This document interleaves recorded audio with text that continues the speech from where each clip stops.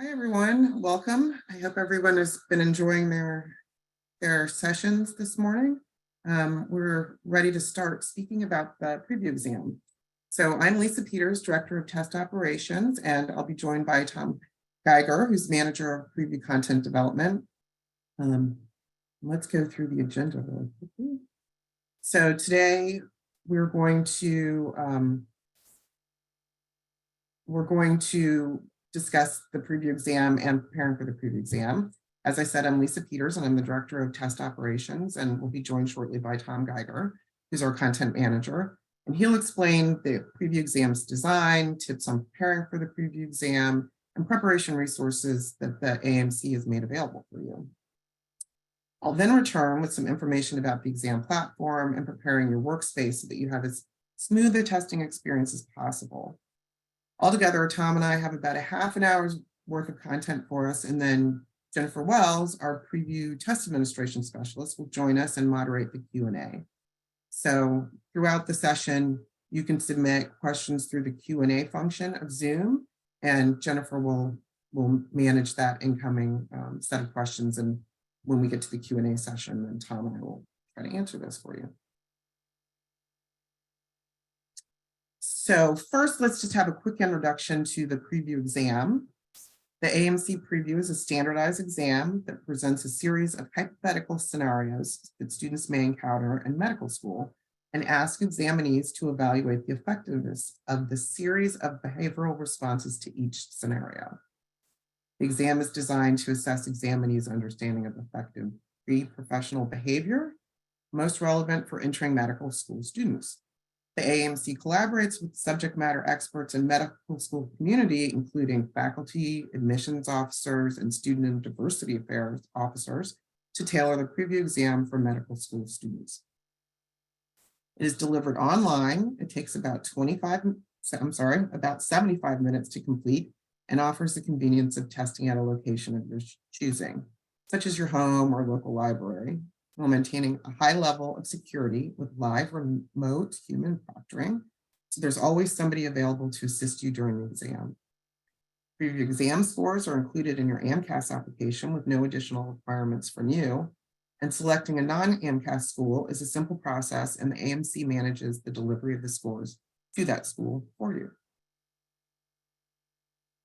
And now we're going to introduce Tom. Hey, everyone. So let's start by walking through what the preview exam is designed to assess and what a preview scenario set actually looks like. So the foundation of the AAMC preview exam is the core pre-professional competencies for entering students, and the content on the preview exam addresses one or more of these 8 core competencies that you see on the screen. So using the preview exam, we assess these competencies through a series of scenarios and responses. So each scenario presents a situation that includes a conflict or dilemma that students may encounter during medical school. The dilemma calls upon examinees' knowledge or understanding of one or more of the pre-professional competencies. And then the responses present the examinee with possible actions that someone might take in response to the scenario.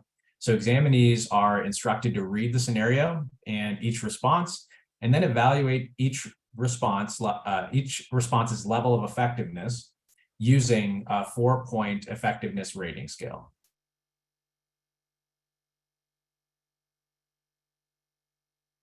So examinees will have a clear set of instructions for how to evaluate responses. When rating responses, you should consider the following.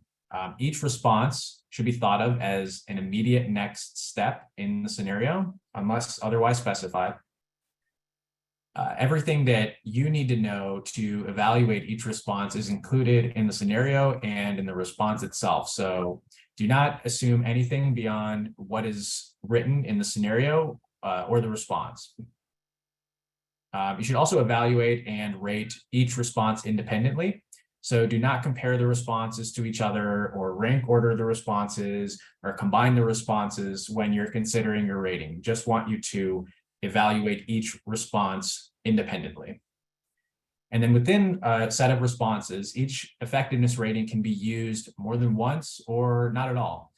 So not all scenario sets are going to include responses that reflect each of those 4 effectiveness ratings. And as in real life, there may be multiple ways to respond to a situation. So the response that you think may be most or least effective may not be present in the set of responses that you see. Each scenario set includes a sample of possible responses to the situation. So rating instructions are available in our preparation resources, and they'll also be available to you while you complete the exam itself.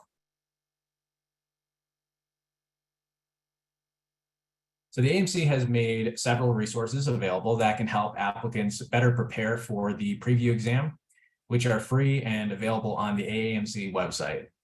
So the goal of these resources is to familiarize applicants with the format and the structure of the assessment, the competencies that are assessed on the preview exam, and again, go over instructions and guidance on how to evaluate responses.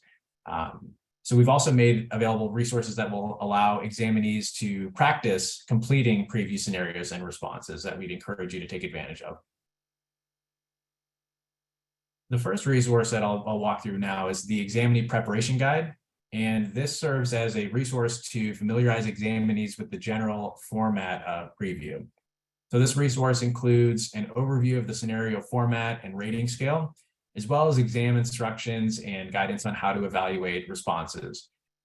It's also intended to help examinees really become familiar with the layout of the preview exam in advance of their testing appointment. So one thing to note is that the examinee prep guide and the AAMC website includes sample scenarios that you can access just to familiarize yourself with the exam content.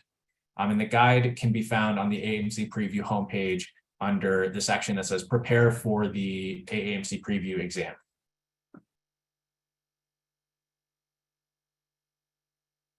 So we advise students to closely familiarize themselves with the core pre-professional competencies, as these are the content areas represented on the preview exam. When reviewing the competencies measured on the exam, it's important to review not only the name of the competency, but consider the definition as well, the full definition that's provided. Again, each of the scenarios on the exam will address one or more of these competencies. So it's going to be a good idea to familiarize yourself with those competencies and the definitions. And those, again, they're included on the examinee prep guide, among other places on the AAMC website, including anatomy of an applicant. And I'll just add that those are, applying these competencies and thinking about how they could be applied to your life, how you've demonstrated them, or reading in the anatomy of an applicant resource. Those will give you examples of how successful medical students have demonstrated some of the competencies. So again, just continuing to think about the competencies and their definitions is going to be a useful way to prepare for the exam. And then lastly, the AAMC developed the practice exam and a free practice exam booklet in collaboration with subject matter experts in the medical school community. So that would include medical school staff in admissions, student affairs, diversity affairs, and faculty members. So we tried to reach out to a number of different individuals in the medical school community and involve them in reviewing all test content and creating the actual scoring key itself, to help ensure that we have a valid and fair test for all applicants that's scored in accordance with medical school expectations and standards. So the practice exam booklet includes a full-length exam with 30 scenario sets and 186 responses that use the same 4-point effectiveness rating scale that's used in the exam. It also includes a scoring key for all of those 186 responses, and answer rationales that explain the scoring key for each response.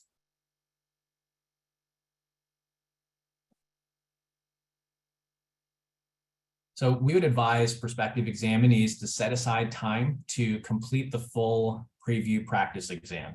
And after completing the practice exam, examinees should compare their effectiveness ratings to the scoring key to better understand how you rated responses relative to past medical educators. So you can compare how you interpreted the response and rated it in comparison with the medical school community, kind of the standards that they're setting for how students should engage in these different scenarios.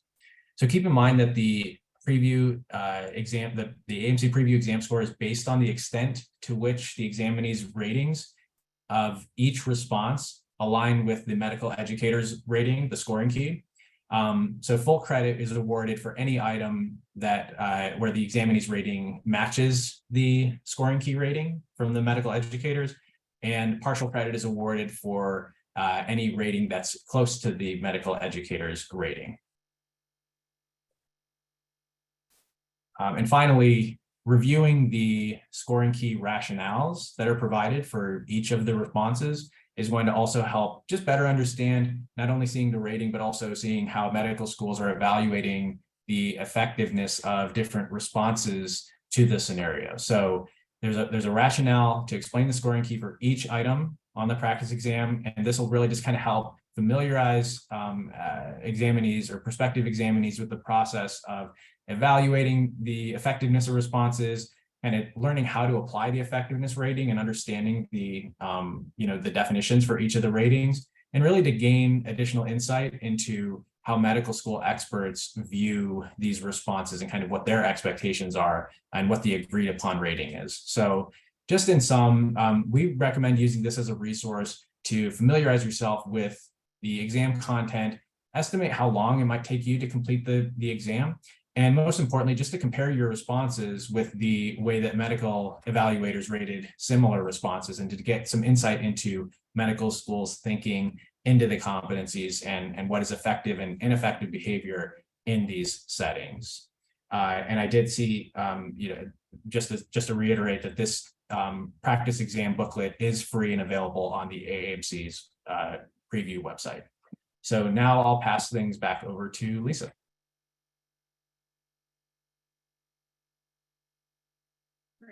So in addition to preparing for the preview scenarios and the rating the responses, it's important that you prepare for the practical aspects of taking the exam. So I'm going to focus on those. And by preparing for the practical matters, then you're likely to ensure a smooth testing experience. So once you choose your test date and determine if you need to apply for an accommodation, there are some important steps to make sure that you're prepared for the test day. First, you're going to confirm that you meet the basic requirements. Then you're going to test your computer. And then you're going to get to know the testing platform. And then you're going to get familiar with remote testing. So let's go through each of these steps and talk about them individually.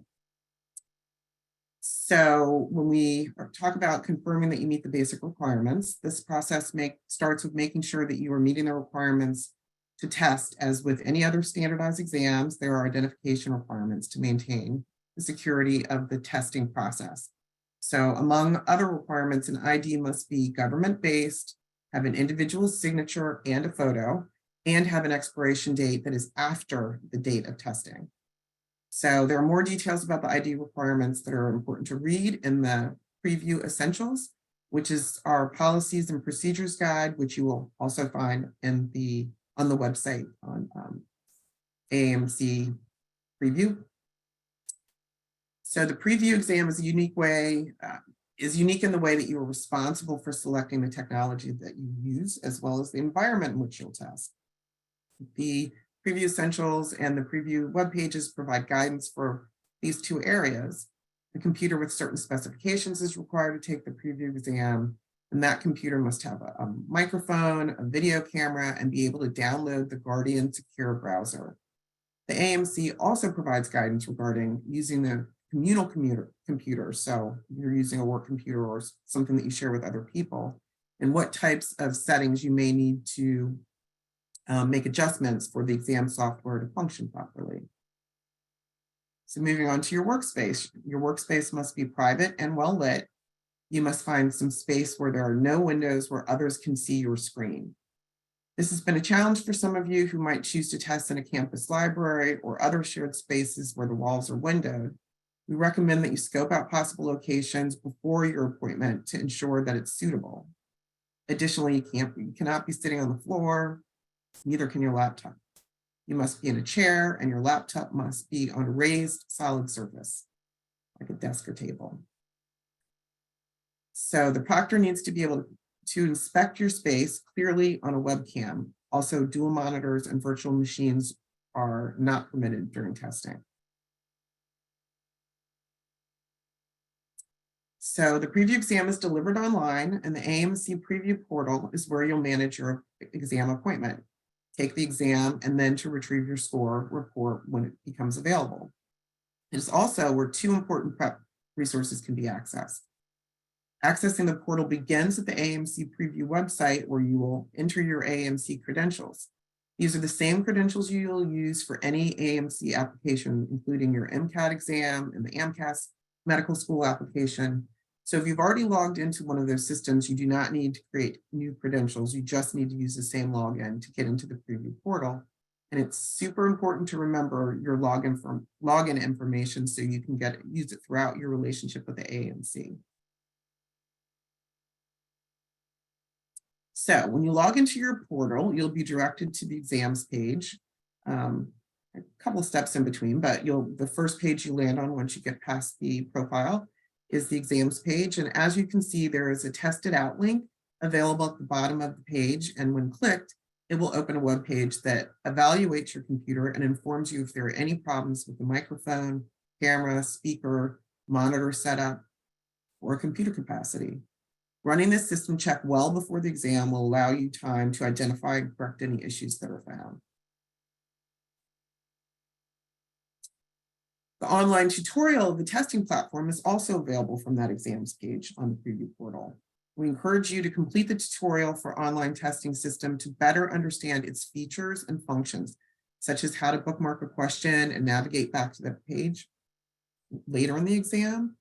You may take that platform tutorial as often as you wish from the day you begin registration until the time you take your exam.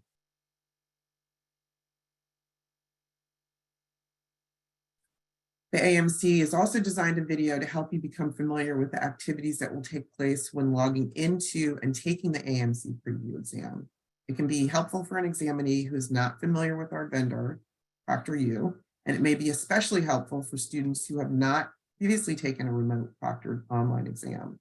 This video covers the check-in process, remote proctoring, the exam platform, and testing with preview, as well as the submission of the exam and checkout. So please take a look at that. And now we're going to talk a little bit about the available resources that we referred to in this session and some others. So we hope you take advantage of the free preparation resources that the AAMC has made available to you. We have several resources that can help you better prepare for the preview exam itself and to prepare for test day. All materials are free and available on the AAMC website. All the resources that we have discussed today are included. The goal of the resources included to help you prepare for the exam is to familiarize yourself with the format and structure of the exam, the competencies that the preview exam assesses, including instructions on and guidance on how to evaluate the responses to the scenarios presented in the exam. AAMC has also made available resources that will allow examinees to practice completing the previous scenarios and items. A great place to start, as Tom mentioned, is the examinee preparation guide, which serves as a resource to familiarize examinees with the general format of the preview. This resource includes an overview of the scenario format and the rating scale, as well as exam instructions and guidance on how to evaluate responses. This resource is intended to help examinees become familiar with the layout of the preview in advance of their testing appointment. The guide also includes information about and links to the available resources discussed in this presentation. The practice exam booklet includes the full-length practice exam, including rationales for each answer. And then going to the second section, the resources in the to help you prepare for test day section do just that. They provide information on what to expect on test day, including a tutorial to familiarize you with the testing platform, a video that shows how the check-in process works, and a recording of an hour-long webinar that goes through details about registration, applying for accommodations, and managing your appointment. We hope that you take advantage of these tools and your experience with the preview exam is a pleasant one. And so each year, more schools are adopting the use of the preview exam, and even more are requiring applicants to submit scores. All AMCAS schools have been invited to use the preview scores, and while not all of them will this year, 38 of them are using the exam in some way. 9 of them are requiring the exam, 11 are recommending it, 2 are requiring a situational judgment test and will accept the preview exam to satisfy that requirement. And 16 schools are requesting the applicants submit preview scores so that they can evaluate whether or not they will require or recommend preview for future application years. We also have 1 DO granting institution using school that is recommending the preview exam. So overall, more than 80% of applicants to medical schools will be asked to take the preview this application year. Preview exam this application year. So at this point, this is what we know. We still have until April for the schools to let us know for sure. So there are 4 ways that you can find out if the schools you're applying to require or recommend the preview exam. You can check MSAR, you can check the school website, you can select your school in AMCAS when the application opens in May. And then beginning this Thursday by checking the preview website, which we will be updating weekly through the month of April when the list of schools accepting the preview exam will be finalized. So these are the schools that are requiring. These are the schools that are recommending.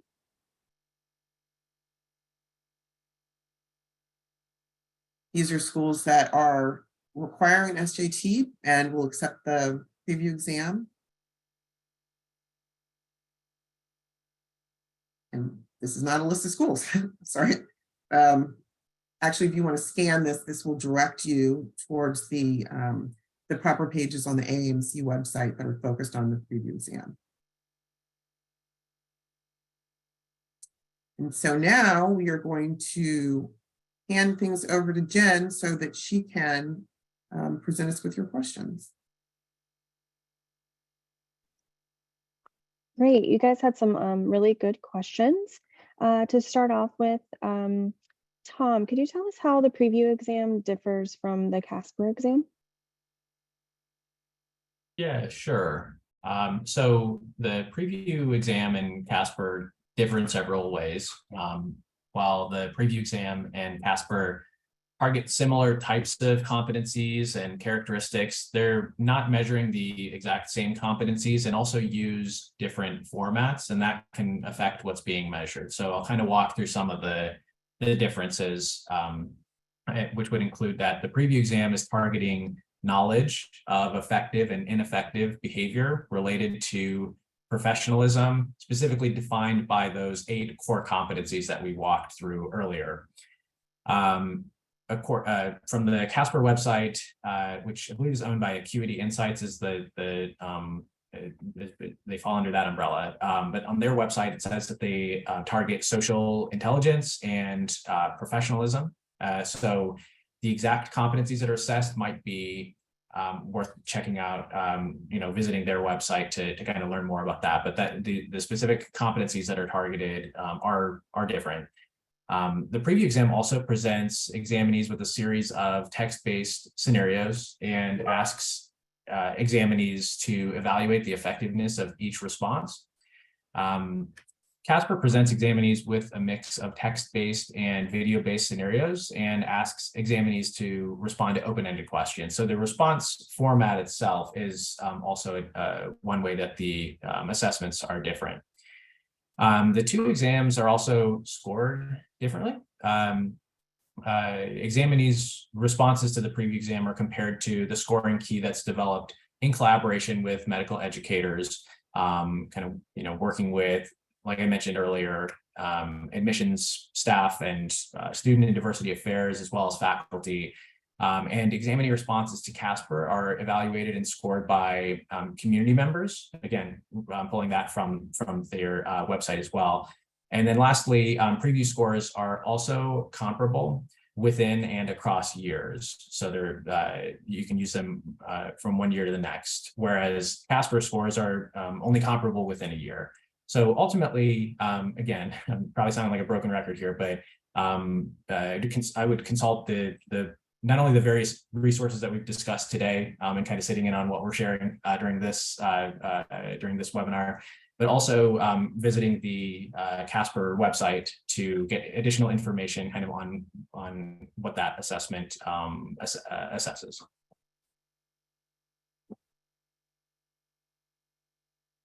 Great. And Lisa, how often can students take the preview exam? If they've already taken it, are they required to take it again? And how long are their scores valid? So the preview exam scores are, I'm sorry, the preview can be taken once per calendar year. So if you take it once this year, then you can take it again next year. Your scores are valid for infinitely. So if you took the exam, the preview exam in 2021 or 2022, and are just getting to your applications now, your score is valid and will be shared through AMCAS. If you decide to take the exam again, then your scores for your prior exam and your scores for your current exam will also be shared through AMCAS. And in the case of the one DO school, if you request that we share your scores, we'll send both sets of scores to the school. Great. And Tom, could you revisit the definitions for the rating scale and the differences between those ratings? Yeah, sure. So this would be a good example of taking advantage of the examinee prep guide, which repeats some of the instructions that we just walked through. It also includes the specific anchors that would define the rating scale points. Yeah, they're in the guide, and then they would also be available when completing the preview exam. But the preview uses a 4-point rating scale from very ineffective to very effective. Very ineffective is defined as responses that would cause additional problems or make the situation worse. Ineffective responses are defined as responses that will not improve the situation or may cause a problem. Effective responses are those that could help, but would not significantly improve the situation. And very effective responses are those that would significantly improve the situation. And so I'm just going to go back to a point made earlier when walking through the practice exam.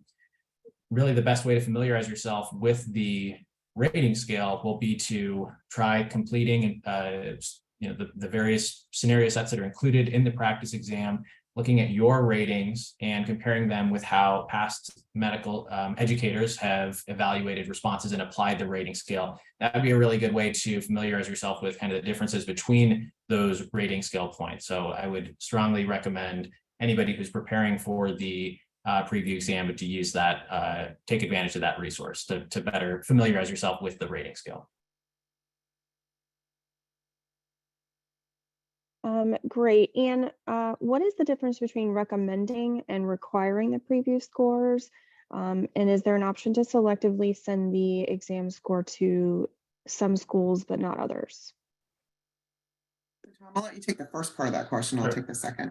Yeah, sure. So, so schools that are recommending preview scores have stated that they're making it optional to take the exam, and it is the applicant's decision whether or not they want to take the preview exam. Generally, those schools have wanted to offer more flexibility to the applicant, and that's why they are categorizing themselves as recommended. Schools that are requiring preview scores are requiring that applicants have a preview score before they can move forward in the admission cycle. Ultimately, you should check the school's websites to know at what point they would require a preview score. So, for example, do you need a preview score before they'll review your application or before interviewing? That's all going to be sort of on an individual basis based on how medical schools want to incorporate the scores into their admissions process. So always, make sure that you're checking the school's websites for precise information on kind of how it would be applied in their cycle. And then the second, sorry, I choked up something. So the second part of the question was, can we selectively send scores? Excuse me. And the answer to that is, for the DO school, yes, you dictate whether or not that school receives your score. But in the AMCAS, we're publishing all scores to the AMCAS applications. So that we've asked that schools have not informed us that they're using the preview scores, not to take a look at those. And likely they will not download, but any school that accepts the preview score will see your preview score when you submit your AMCAS application.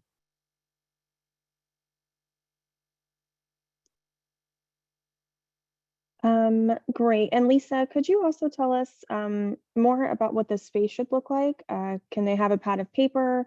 If there are monitors on the desk but are turned off, is that acceptable? If there's windows but they're on the second floor, things like that. Yeah, so the purpose of the rules around your environment are truly for protecting the validity of the exam and making sure that people aren't doing anything untoward. So the proctor is going to inspect your space before you get started. Now, if you have an extra monitor and it's not connected to anything and it's in the corner or in the closet, that's not going to be a problem. If you have one sitting on your desk, the proctor will likely ask you to remove that. If you have, I don't know, a picture of flowers behind you or in the room, then that likely will not be a problem. However, if you have a poster that has, I don't know, Einstein's picture and a lot of formulas on it, a lot of writing, then they may ask you to take it down or turn it around. So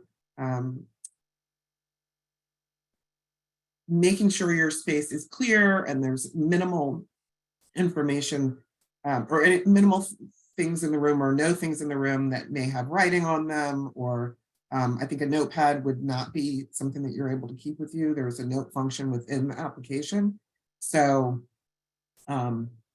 making sure that you have cleared out anything that is on your desktop that you can reach while you're sitting at your desktop is going to be important. And as far as windows go, if you can show that the window does not have access to someone else, and likely if you're in a room with a window, it may be better to have your back to the if you have a window that can be seen by other people, then you definitely can't have your back to it and have your computer screen shown that way. If you have a window that's on the second floor and you can show that it's on the second floor and you can pull the shades, then likely that's not going to be a problem. So the proctor will work with you when you check in to make sure that you meet the requirements before they begin the exam. So any prep you can do ahead of time is great, but they're not going to kick you out when you check in. If you have a window open, they'll just ask you to close the blinds. Excuse me, I'm sorry about this. Jen, did that answer all parts of the question? I think there were a couple. I believe so, yes. And Tom, if you wouldn't mind taking this one. Is the preview score provided to the examinees?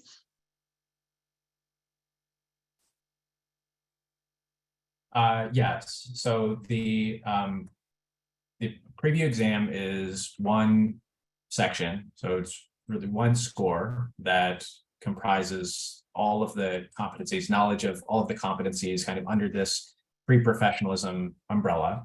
And so that is the one score that is that score is provided to examinees in a score report. So that score report includes that single total score ranging from 1 to 9. And then you also receive a percentile rank alongside that score from 1 to 9. So that's the information that would be included on the score report to all examinees. And it is the same information that's shared with the schools, right? Correct. And Lisa, could you talk a little bit more about the safeguards in place to protect the privacy of test takers? Sure. That's really important for us. So understanding that you're taking the test in your homes or in your workspaces, the AAMC has been very security conscious. So the examining privacy is of paramount importance to us, and to ensure the integrity of the exam and fairness of the exam delivery, making sure that we have valid results for all examinees. So while there's a lot of flexibility with testing remotely, there's also a lot of responsibility placed on the examinees. And in order to protect that, we've worked with our vendor to set up a series of, what's the word? A series of kind of checks and counter checks to make sure that we are protecting your privacy, both your space, the space that you're testing in, as well as your computer. So in order to do that, here's what happens. The examinee downloads the Guardian Secure browser, which allows, which allows the remote proctor to securely connect with the examinee. And it also allows the computer to be locked. So essentially that you're not opening other things during, not you, the other people that are up to no good aren't opening other applications in order to either do anything wrong or to mess up the delivery of the exam. So that's why we have you use the Guardian Secure browser. And then during the check-in process, the proctor requests permission to take control of your computer, but does not take control until permission is granted.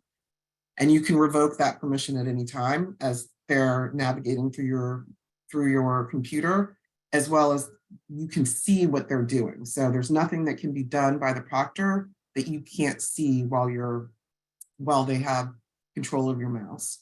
So the proctor will close applications and programs that are not permissible while taking the exam, and they will change settings that might be necessary in order for the exam platform to work correctly. And then at the end of the exam, if you need help putting your computer back to the settings that it was before, then just stick around and ask them to walk through those steps with you. Excuse me. And then as soon as you close your login session, so there's in addition to the Guardian secure browser, there's also Log Me In, which is the tool that you use to communicate back and forth with the proctor. So as soon as you close that session, the proctor loses all access to the examinee's computer. So they don't have infinite access to your computer when you do that. But even more importantly, we need to let you know that the proctors are in a sense proctored themselves. So all actions performed by the proctor on the examinee's computer are taken in full view as well. The sessions are recorded. So from the time you check in until you finish the exam and close out your session, all of that is being recorded. And so there are supervisors within the vendor environment, as well as the people here at the AAMC have the ability to review all of those sessions. So if there's something that you're uncomfortable with, or something that seems that the proctor knows that they're being recorded, so that we can see what they've done at any point in time afterwards. So I think we keep that video for a year so we can go back and make sure that nothing has been done to your computer, no information has been accessed, no data has been pulled. So in terms of the compliance department at the vendor, they do those audits regularly. We get feedback on those audits. So those are some of the ways that we work to protect your privacy and security, as well as letting you know in advance that you're going to be recorded, so that you know if there's something in your room, in your space, on your t-shirt, if there's something that you don't want other people to see or have access to, then you have the ability to change that prior to checking in to take the exam. Okay, and Tom, if a school requires both Casper and Preview, does a student need to take both exams? Yeah, so yeah, some applicants would be asked to take both Preview and Casper, really given the number of schools that applicants apply to and the overlap of applicants across those schools. So, I mean, really, this is a similar dilemma to what applicants would face when applying to college between the SAT, ACT, or having to complete both. So what we'd advise at this time is that applicants should work with pre-health advisors to decide which test will allow them to really best showcase their preparation in the area of professionalism. And that's really the best suggestion that we can offer at this time would be to that schools can continue to make that decision as far as whether they want to continue to use either Casper or Preview, both or neither. And so really that's going to be something that we'd strongly recommend in working with pre-health advisors to make sure that you're moving forward with the assessments that you feel are really going to best kind of showcase your skill set in this area.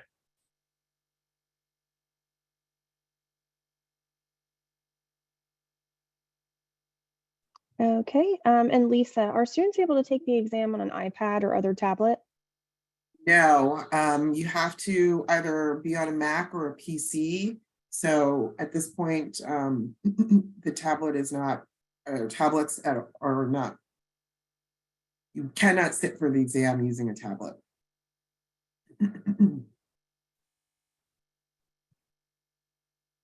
Okay, and Tom, how many questions are in the preview exam itself? And how long does it take to complete the entire exam? Yep. So the preview exam includes 30 scenarios that include a total across those 30 scenarios of 186 responses. So we walked through the preview exam earlier. The preview exam is the same length as the actual exam that you would complete. 30 scenarios, 186 responses.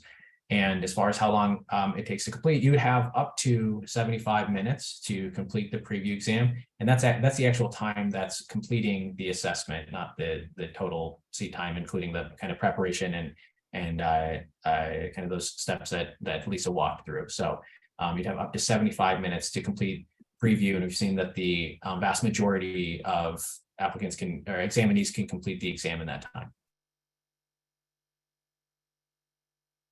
Okay. And Lisa, what is the deadline for schools to decide to use the preview scores this year?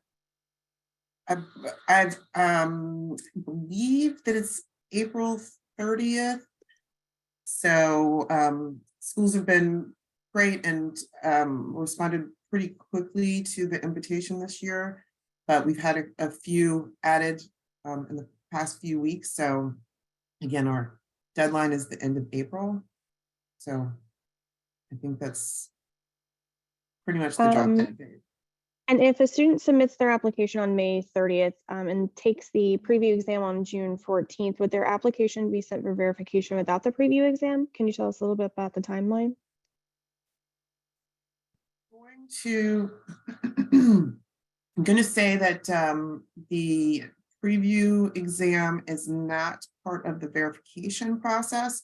So when your scores get added, if you've already submitted your applications, then the schools will get updated information at that point.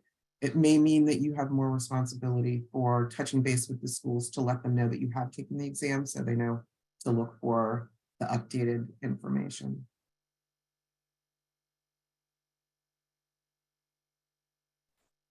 And Tom, a couple of questions back to back for you. I apologize. Could you clarify the meaning of this statement from the examinee prep guide? Quote, within a scenario set, each effectiveness rating can be used more than once or not at all. Not all scenario sets will include responses that reflect each effectiveness rating. Yeah, sure. Yeah, so what I think it would help to describe what we mean by a scenario set. So a scenario set would include a scenario and then the set of responses attached to that scenario. So really just kind of like, completing other standardized assessments. Each question is really kind of its own independent, you'd read a passage and then you have associated questions. So in this case, we're talking about a scenario set is the scenario with a dilemma and then the responses that would address the dilemma. So just wanted to kind of define what that means first. So let's say that you have a scenario with 8 responses. In that set of 8 responses, within that scenario set, each effectiveness rating could be used as many times as you see fit across those 8 responses. So if you think all of the responses are very effective, you can rate them that way. If you think they're all very ineffective, you could rate them that way. Or if you think there's a blend of the ratings across the responses, you can rate them that way. Each of those response sets is not necessarily going to include an even number of ratings across that are spread out through those responses. So just keep that in mind, that again, you can use the ratings as often as you want or as little as you want. And that each response set is really, because you're evaluating each response one at a time, we want you to really think about applying that 4-point rating scale to each response one at a time, meaning you could have different combinations of those ratings applied to the responses in a given scenario set.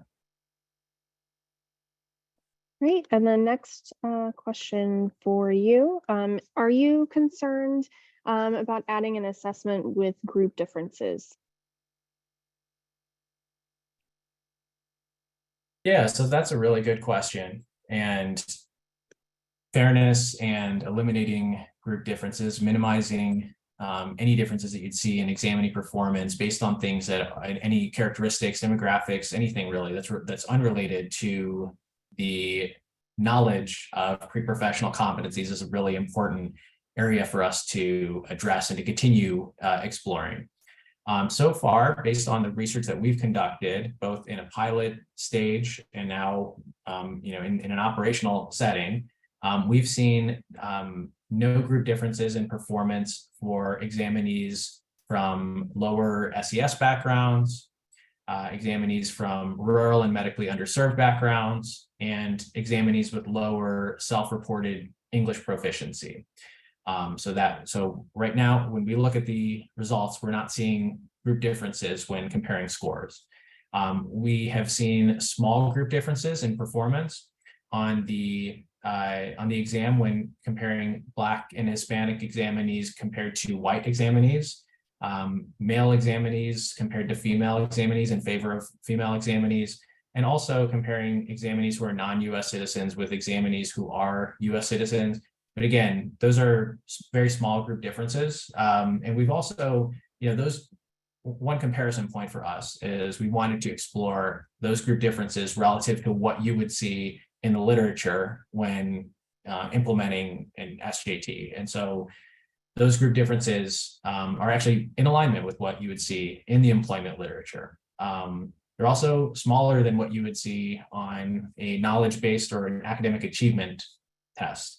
So really, from our perspective, considering preview scores alongside academic metrics will give not only, a more complete picture of an applicant's, performance kind of holistically, but also could highlight applicants who are being missed if only relying on assessments that tend to have higher group differences. And so that really is kind of one key value that we believe that the preview exam's offering, is that it does present smaller group differences than an assessment than you would see in a lot of other types of assessments. I'll just add to that that the AAMC has talked about steps to monitor and mitigate group differences. And so one is really through our review process. We didn't really walk through this today, but we have, as kind of part of the content development process for the preview exam, we involve the medical school community in a number of different stages, whether it's drafting content or reviewing and scoring content, helping to even define the competencies and create the competency model that's used as the basis of preview. And one of the key reviews in that process is what we call content review.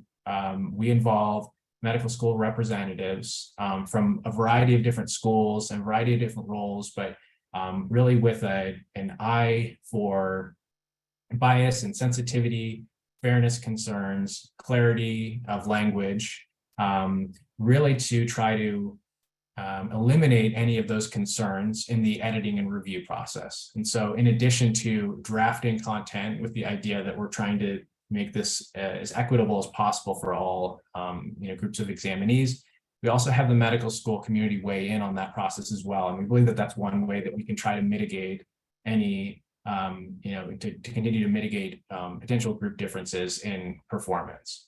I guess I'll just add one more thing, is that we're also conducting a lengthier review of our content through a DEI lens. And so we've contracted with colleagues who have experience through and are experts really in DEI to review test content and make sure that if there are any types of items or themes that might be presented in content that could present group differences or present that could be biased in some way, that we can continue to review that. So as I kind of illustrated here, we do really have a multi-pronged way of trying to address this important topic. And that's to not only edit and review content to make sure that it's eliminating some of these some of that potential for differences in performance, but also continuing to evaluate it is just embedded into our research program. And so we'll continue to review and evaluate and monitor and for any of those possible group differences. Great. And Lisa, back to you. Could you share with us again the website that shows what schools will require preview this application cycle, and remind us if they are the only schools that will see a preview score?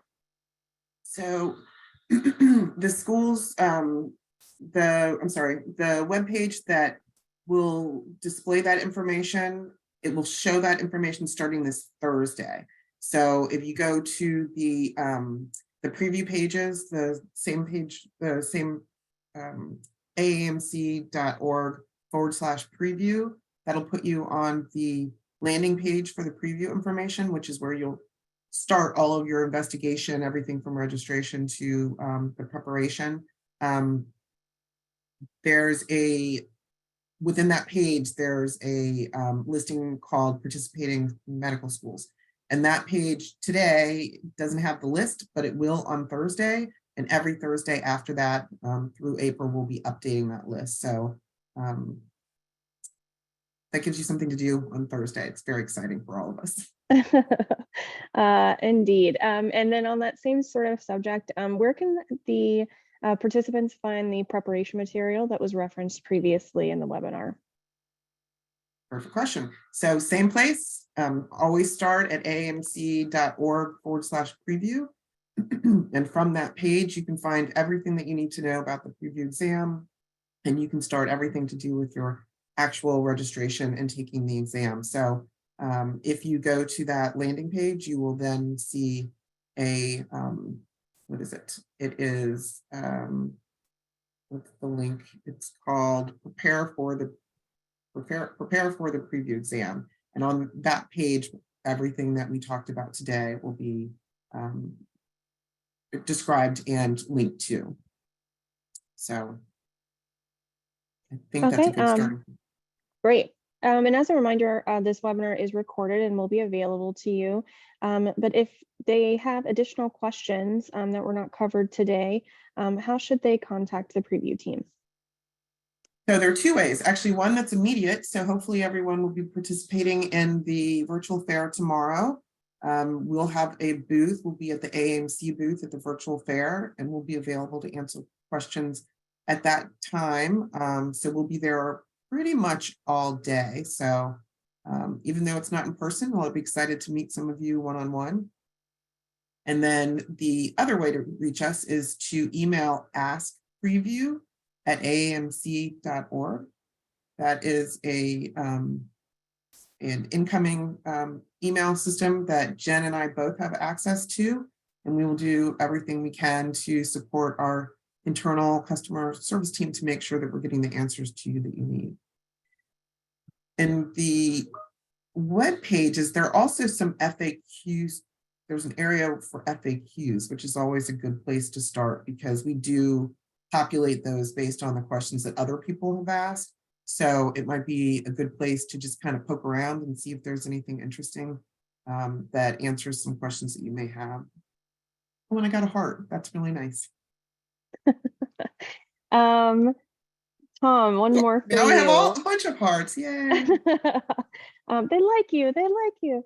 Tom, I have one more question for you. Does past healthcare experience play a role in the scoring for this exam? Yeah, that's a good question. And I'm not getting hearts, by the way. I'm getting only crying faces. So I don't know if that. I'll give you a heart. Yeah. So I think, so that's a great question. And I'll share that. So kind of going back to my response about exploring group differences. So I think thinking about, differences in performance based on, healthcare experiences or, shadowing, volunteer work, having opportunities to work in a clinical setting, I'll share that it is a difficult thing to quantify as far as kind of exploring true group differences in performance, really, because there's a lot of different ways that one could conceptualize what it means to have experience in those areas, right? I will share that one thing that we have looked into, and these are really just kind of proxies, but I kind of go back to some of the group differences analyses that we have run. We've tried to look at rural or medically underserved areas, even SES backgrounds, in using the EO indicators as one. Again, it's a bit tangential, but one sort of proxy for kind of looking at the types of sort of background and community that people grew up in to see how they're performing versus maybe people who had more advantages or are in a higher SES group from areas that maybe had prestigious hospitals, medical community. And we haven't seen any group differences in performance. So that's one positive sign. However, as far as like specifically focusing on shadowing, volunteer work, thinking about clinical experiences and how that could play into the score, this is also part of that SME review that I described before. Our medical school experts review the content to specifically determine whether they believe that your experience, that someone's experience in those types of settings, in healthcare settings, or knowledge of healthcare, if that's going to play a role into whether an examinee could rate these responses appropriately. And so that is a conscious area that is reviewed for by medical schools in all of the content that's included in the preview exam. And so it's a really important question that we want to continue exploring to the extent possible. And we also will continue to evaluate our content just to make sure that that we do have an extra set of eyes in addition to the the item writers and editors who are presenting the content to the medical schools. Medical schools are also weighing in on whether they believe that this is at a level where really all you need to have is the knowledge of the competencies and your role, your experiences in medical settings, working in hospitals, clinics, shouldn't play a role into whether you can evaluate the responses. That's great. I think we're pretty much up against it. I don't know if we have time for any more questions. Jen, if there's not a short... We are at a good spot as far as questions are concerned. I think those others that were asked would probably be better to be emailed individually or visited in the booth tomorrow. Wonderful. Well, thank you for your attention, everyone. We are very excited to see all the responses that we're getting with our hearts. Tom got a lot of hearts too. So hopefully we've answered some questions that you have, and we look forward to working with you in the future. Enjoy the rest of the virtual fair today, and hopefully we'll see you in the booth tomorrow. Have a wonderful day.